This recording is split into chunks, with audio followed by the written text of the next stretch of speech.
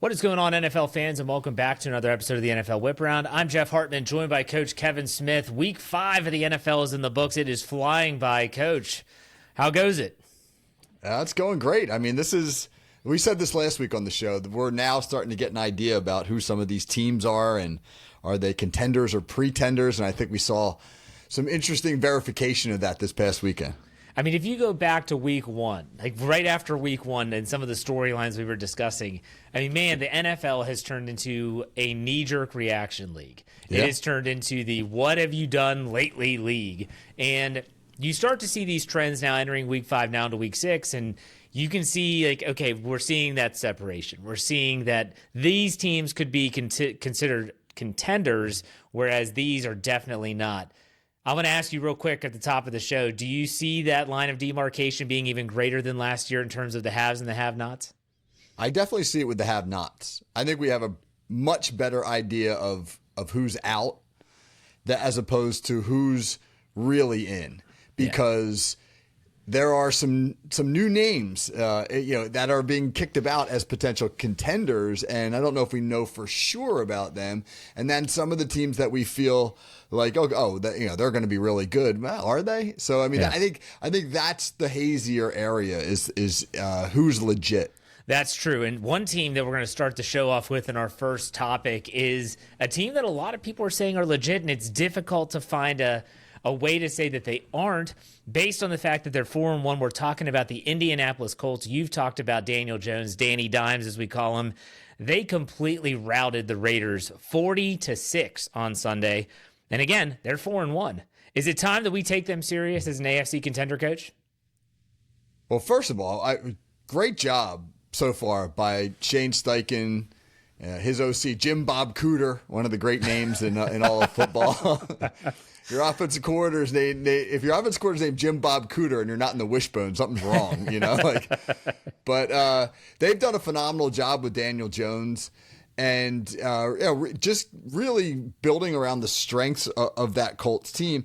As to whether or not they're contenders, I think you have to wait and see a little bit on them. I mean, let's look at who they've beaten. They've beaten a bad Miami team, a bad Tennessee team, and a bad Vegas team. They've got one pretty good win over Denver, although it's a 1-point win at home where they had to pull some Houdini act to pull that game off.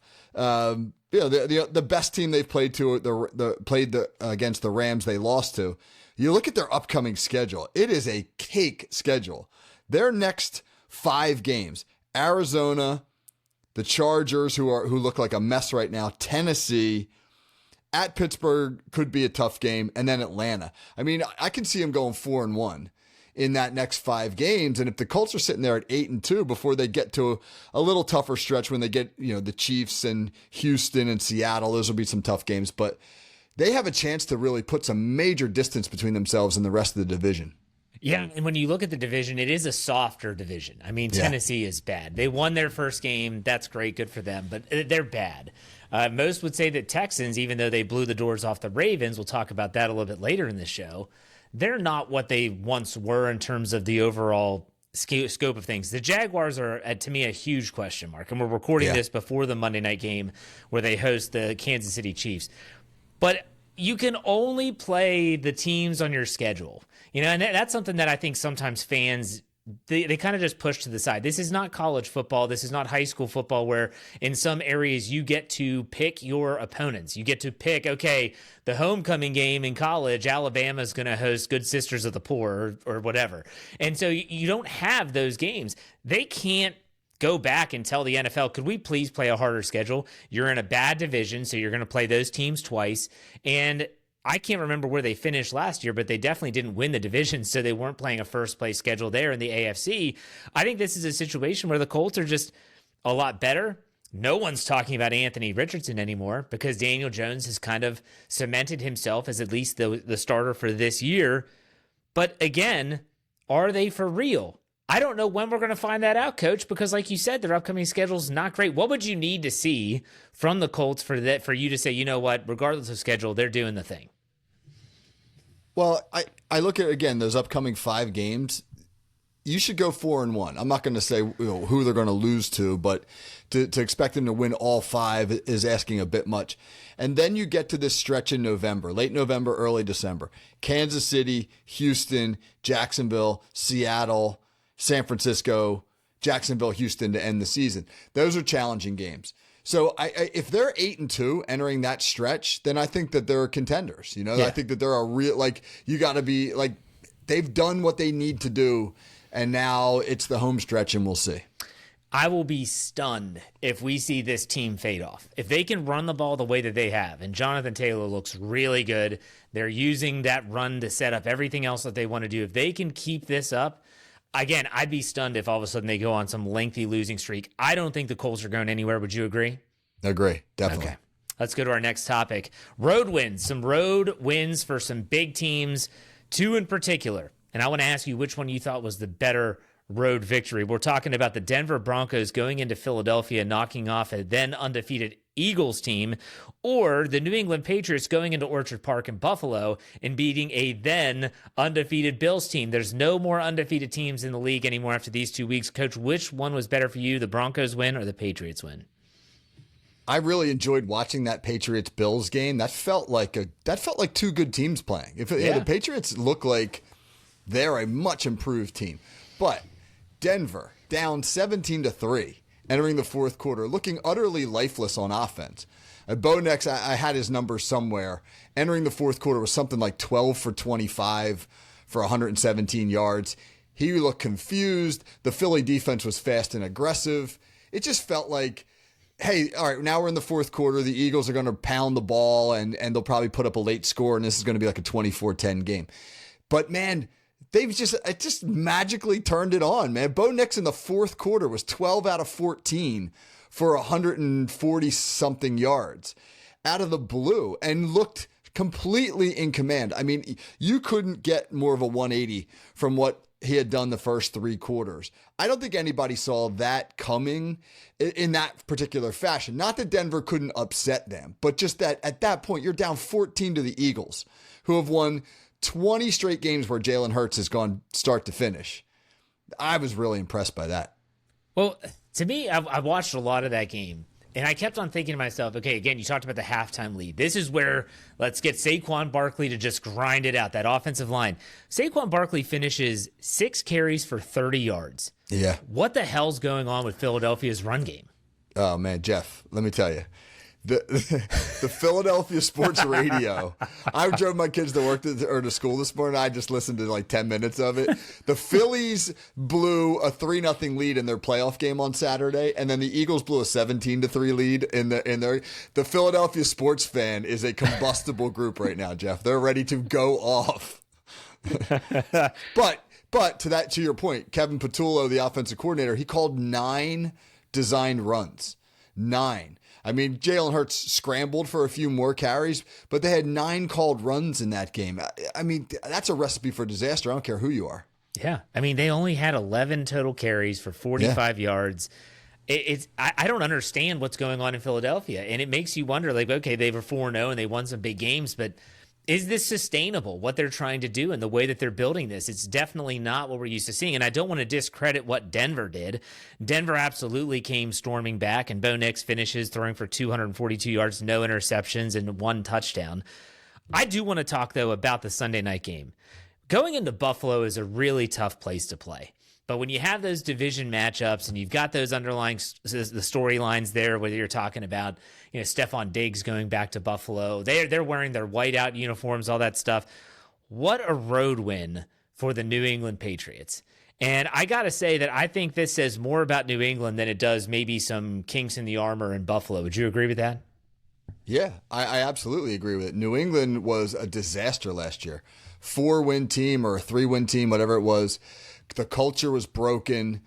They were mutinying in the locker room on Jared Mayo. I mean, and Mike Vrabel was brought in to fix the culture first and foremost. But what was interesting about New England was they didn't say, we're going to make this a mulligan year for Vrabel.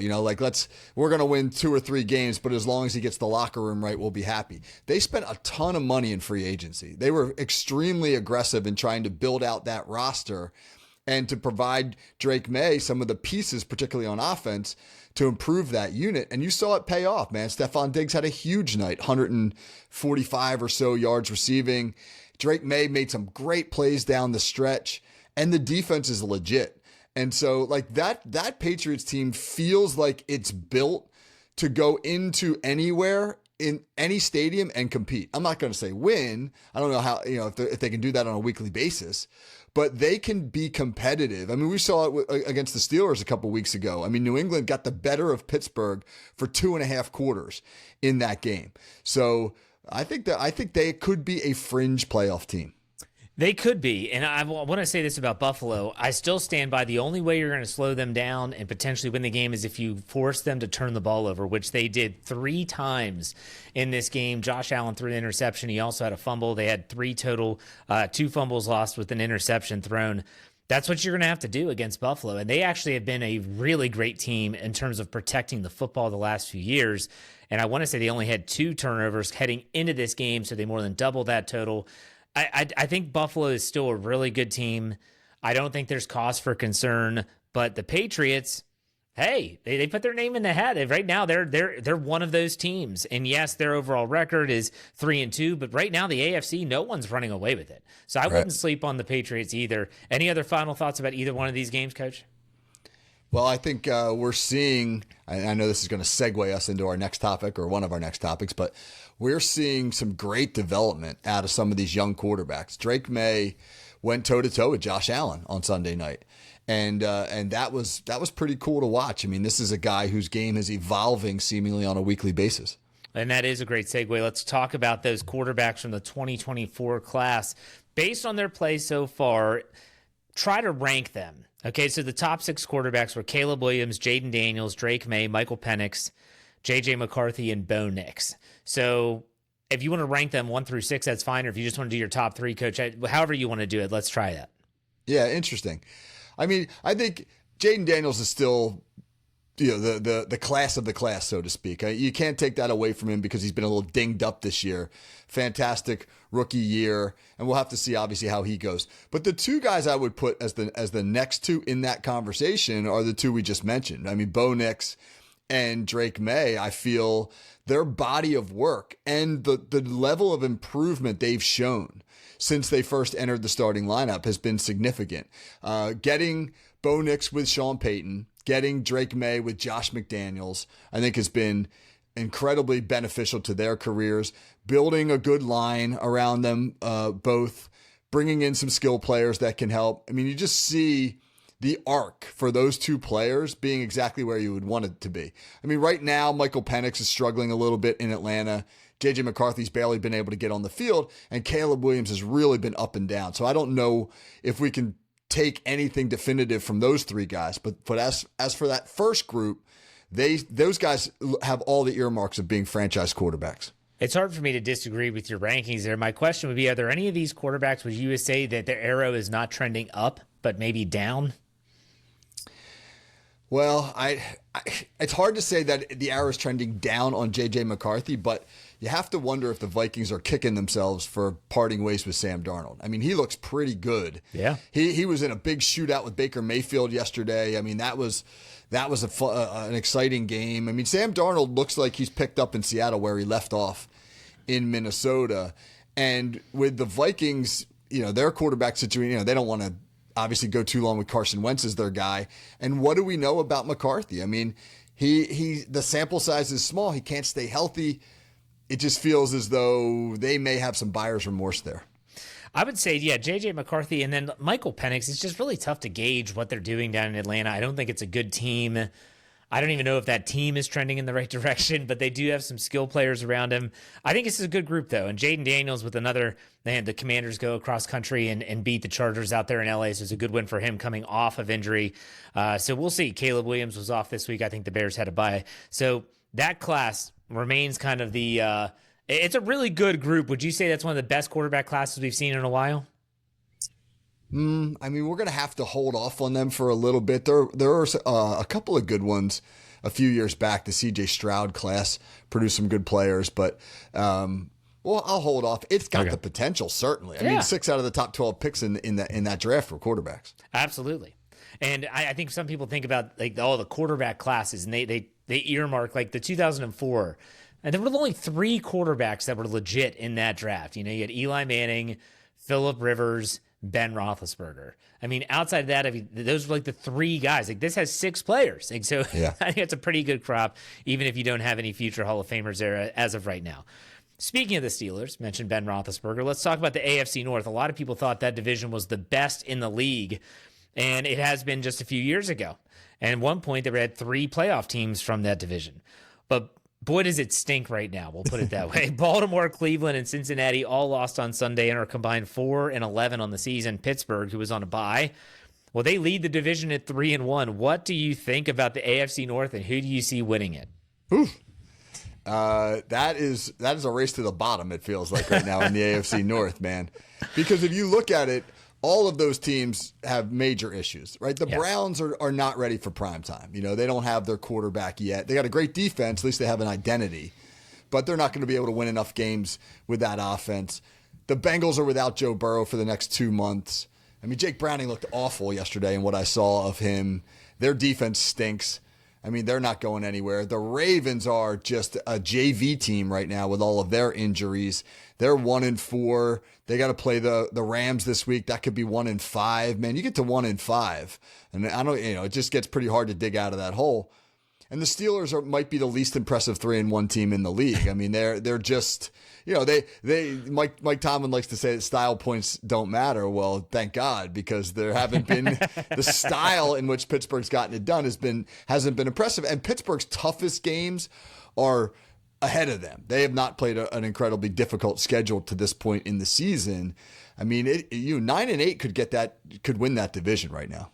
That's incredible. I mean, you're right about everything that you just said. Let's pinpoint some of these teams individually. At what point as a Bengals organization do you say, Jake Browning's not it? We don't have our guy for another 2 months. We need to go out and get someone who we think can maybe provide a spark, whether it's a Jameis Winston, whether it's a Russell Wilson, both of those with the Giants. At what point do you do something, Coach? Because right now, like, Browning is not that guy. No, he's not. And off the top of my head, I don't know who the best available backup quarterbacks might be. They're not going to make a move for a Kirk Cousins because he comes with a big price tag. Jameis or the Jameis experiment. I just want him to bring Jameis in because Jameis and the Bengals would be awesome. Yeah. From an entertainment standpoint. But what are he and Russell Wilson going to get you? You know, they'll probably come in and, like you said, provide a spark, but we know what they're capable of at this point in their careers. So I don't know. They pushed all their chips to the center of the table on that offense. All the money is invested in that offense. And now they don't have a defense that can help them survive this stretch without Burrow. So, I mean, they're screwed. Now let's go to Baltimore. You mentioned Baltimore's injuries. It was bad. They were without Lamar Jackson. They were without Kyle Hamilton. They were without Ronnie Stanley. And it looked like it. But at the same time, I want to say to the Baltimore Ravens this offseason, you signed Cooper Rush. What?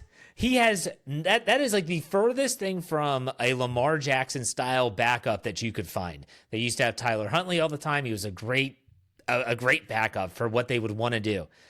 And now they are at, again, 1-4. They host the Rams this upcoming week before their bye week. And then it softens a little bit. Then they have the Bears, the Dolphins, the Vikings, the Browns, the Jets, Bengals, and then they have the Steelers and some tough games down the stretch. Do you think that even if they lose this games to Matthew Stafford and the Rams, and there is speculation that Lamar Jackson could miss this game, are they capable of digging themselves out of a 1-5 hole? It's not easy. Your margin for error is so slim. If you go 1-5, that means to have a realistic shot. I said 9-8 might be able to get you this division. So what do you got to go 8-3 now? No, over the rest of your 8-3 is tough, and like you mentioned, they do get some schedule relief, but they also have some tough games at the end. It just feels as though 1-5. I won't say insurmountable, but it's as close as you can get. And Baltimore is another team right now that, you mentioned the backup quarterback situation. When the Patriots traded Joe Milton to the Cowboys, I thought, hey, that's a great move by the Cowboys because he's an excellent complement to Dak Prescott. The Ravens needed to make a similar move because, again, yes, you're running two different offenses with Lamar Jackson and then Cooper Rush. All right, let's go to the Browns. And if we're talking about the division, the Browns go over to London, and Dylan Gabriel gets his first start. They ran the ball well, and that defense is going to keep him in a lot of games. What did you think about Dylan Gabriel's debut overseas? He was okay. And that's really like he didn't light the world on fire, but he was what you expect. And Cleveland, at least they have a formula to be competitive. They can run the ball and they can play really good defense. And as Dylan Gabriel gets more experience, he'll probably improve. And so in that sense, it's almost like the foundation in Cleveland for this year anyway is better than it is certainly in Cincinnati. And if Baltimore doesn't get healthier, maybe even in Baltimore, because what's the foundation on which the Ravens can win games? Their defense has been terrible. Yeah.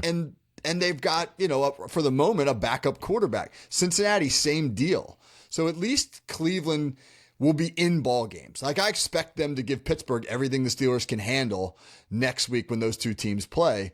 I think that Cleveland can at least be competitive.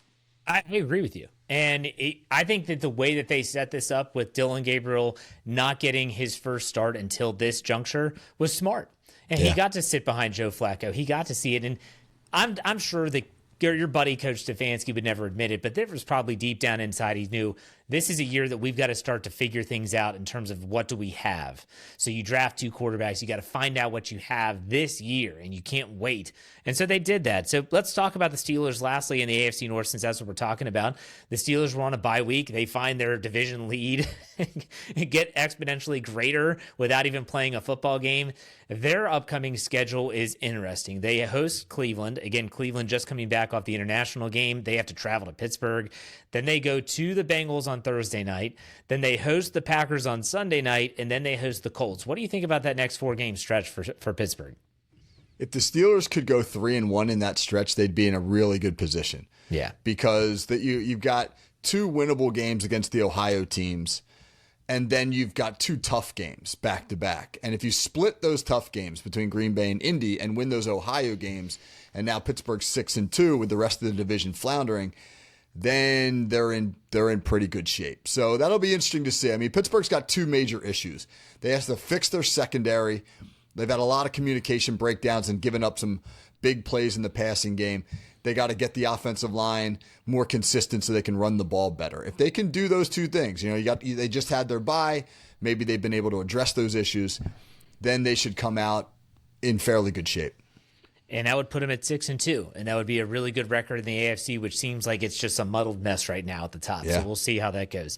All right, let's finish up our topics with an interesting discussion point. Through 5 weeks, who's your MVP of the league? This is really tough for me, if I'm being honest. Yeah. I was looking around and kind of going through teams and numbers and things like that. And I mean, you can always make a case for a Josh Allen. Sure. But to me, the two names that jump out, and these would, if either one of these guys were to win the MVP, what great retribution stories they would be. Jared Goff, who's having a phenomenal season in Detroit. He leads the NFL he's completing 75% of his passes. I mean, if that holds, it'll be a record, NFL record. Yeah. He's got 12 touchdowns and just 2 interceptions. The Lions, over their last 4 games, are averaging 40 points a game. I mean, 4 games are a pretty good sample size to be averaging 40 a game. And then Baker Mayfield, who I think is just playing phenomenal football in Tampa. Detroit's 4-1, Tampa's 4-1. Tampa's going to win that division again. Baker Mayfield, 4th in the league in passing yards per game. He has just brought some enthusiasm. And with Emeka Egbuka, who looks to me like the hands-down rookie of the year, in that arsenal of wide receivers, that Tampa offense is set up for success. So right now, I think those are the two names that catch my attention. I actually went a different direction. It was definitely a quarterback because it's a quarterback award now. And I went with someone that, I'm trying not to let this last week maybe taint what my thought process was, but I went with Jalen Hurts. Jalen Hurts has played great football. And when they're not running the ball and they're still winning, well, how are they moving the ball? What are they doing? Jalen Hurts is playing some good football. I mean, you look at his numbers so far this season. I mean, he has already thrown for 889 yards. He's thrown 7 touchdowns, no interceptions. He's playing great football, and his completion percentage is 60.5. It might not always look pretty, but what do you value the most? You value winning. You value a guy that's going to put you in position to win. And even though the Eagles lost the game on Sunday against Denver, which we already talked about, I'd be hard-pressed to find a quarterback that doesn't mean more to his offense and the team than Jalen Hurts. What do you think about that? That's a good way to put it, right? What does he mean to his team? Because, yeah, he's not going to have the numbers some of the other guys will. He's not going to pass the eye test in the way that some of the other guys do. But few quarterbacks around the league are as important to their offense as Jalen Hurts is in Philly. Now, again, you got a lot of hand-wringing in Philadelphia right now about that offense, but most of that angst is directed at the offensive coordinator. It'll be very interesting to see if the Eagles feel as though it's sustainable with that OC. It's his first year ever as an offensive coordinator. That was a curious decision in the offseason to give a marquee offense to a first-year coordinator. And I wonder if Philly is not regretting that decision a little bit. Absolutely. And there were some interesting calls in that game too, but we'll leave that for another time. Let's finish this up with our profile. We're profiling a team. It's a team that was popping champagne this past weekend. The 1972 Miami Dolphins, the only undefeated team that goes on to win a Super Bowl. I can't remember the last time it's been this early, Coach. Like, there's no undefeated teams this year. What are your thoughts on that? Yeah, it is amazing, man. I mean, it was 80 degrees here in southern New Jersey yesterday. If it's 80 degrees, there should be an undefeated team somewhere, right? Yes. Way, way, way too early. That would be a good research. I'll have to go back. I'll have to go look that up. When was the last time the undefeateds were done but this early in the season? But I'll say this about the 1972 Miami Dolphins. They revel in the fact that they're the only undefeated team in all these years, 53 years, whatever it's been. And good for them, man, because they're always popping up on social media, and you see them like popping champagne corks and talking trash. And I mean, it's a phenomenal accomplishment. And a lot of those guys have gone to their graves already and have done so knowing that we were the last group to have done it. Mercury Morris, the running back, is the one that's always, I remember when every team would get to like 10-0 and he'd say, "Don't call me when you're on my block. Call me when you're at my doorstep." And I'm like, oh my gosh, these guys, like, this is their life. Hey, good for them. Let them live on and let them relish this moment. The 1972 Dolphins, crazy to think they beat the Steelers, who won on the Immaculate Reception to beat the Raiders. They were the ones that knocked off the Steelers in their first playoff win. That's neither here nor there. But all right, Coach, what do you have coming up on the call sheet this week, which is Monday, Wednesday, Friday, for those that might be wondering? Yeah, Monday morning game balls. We're giving out our game balls as we do every Monday. That's always a fun show. Wednesday's our whiteboard show with Coach Frank Lasasso. Last week, he and I were breaking down tight ends. We always dive into a prominent scheme in the game of football. And then Fridays with Pez, as always, our hot route conversation. And then, I'm really using Tuesdays and Thursdays to put out a lot of video work, breaking down a ton of film. So check that stuff out at KT Smith FFSN on X. Yeah, you can also read those articles if it's NFL based at ProFootballInsiders.com. If it's Steelers based, it's SteelCurtainNetwork.com, which is where all our Steelers coverage is held. And also, you can listen to my podcast and Kevin's podcast about the Pittsburgh Steelers anywhere we get your podcast by searching Steel Curtain Network. But that does it. Another NFL Whip Round is in the books. Coach, thanks for your time. We'll talk next week. Take it easy.